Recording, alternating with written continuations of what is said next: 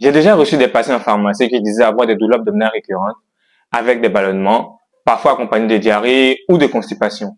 Ces patients ne savaient pas pourquoi ils avaient fréquemment ces mêmes symptômes.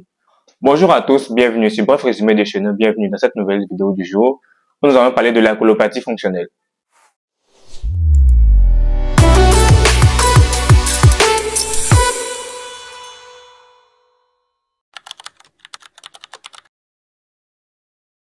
La colopathie fonctionnelle, parfois connue sous le nom du syndrome du côlon irritable ou plus précisément syndrome de l'intestin irritable, est un trouble du fonctionnement de l'intestin dans sa globalité, de l'intestin grêle jusqu'au côlon ou au grand intestin si vous voulez. Les personnes qui souffrent de cette affection peuvent ressentir des douleurs abdominales, des ballonnements, une diarrhée ou une constipation et même parfois une alternance entre les deux. Il faut noter ici que les bases physiopathologiques du syndrome de l'intestin irritable sont complexes et son étiologie n'est pas plus claire. Certaines études mettent en évidence des facteurs génétiques, autant que d'autres des facteurs environnementaux. Mais malgré de nombreuses recherches sur cette maladie, aucune modification physiologique ou physiopathologique n'a été constatée. Les facteurs déclenchants de la colopathie fonctionnelle sont nombreux, mais nous allons essayer d'en citer quelques-uns. Ils peuvent être infectieux, des agressions par micro-organismes ou des anomalies qualitatives et quantitatives du microbiote. On a une hypersensibilité viscérale, des troubles de la motricité digestive, des facteurs psychosociaux avec un exemple, le stress, les régimes alimentaires riches en féculents, les fibres insolubles, surtout celles venant du blé entier, et certains excitants comme le café, le tabac ou l'alcool.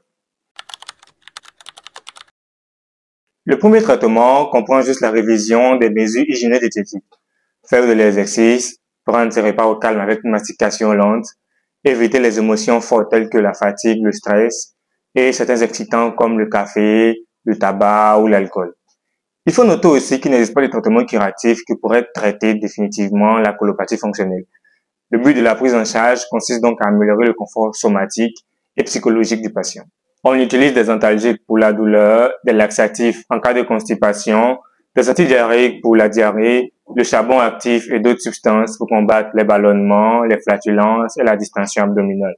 Toujours dans le traitement, pour les patients sujets à des épisodes de stress, les antidépresseurs à faible dose ont présenté un réel bénéfice avec des effets secondaires limités. Et petite parenthèse qu'on ne pourra pas développer dans cette vidéo, histoire de ne pas être trop long, il existe d'autres traitements tels que les probiotiques, les antibiotiques, la transplantation fécale, le jeûne, l'hypnose et même l'urinothérapie qui existent.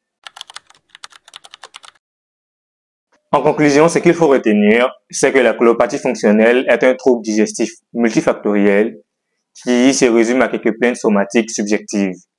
Et sa prise en charge a seulement pour but de diminuer l'intensité des symptômes et de mieux vivre avec. Pour aujourd'hui, c'est tout et j'espère vous avoir appris quelque chose de nouveau. Je vous dis à très vite sur Bref Résumé de Chenaux pour une nouvelle vidéo.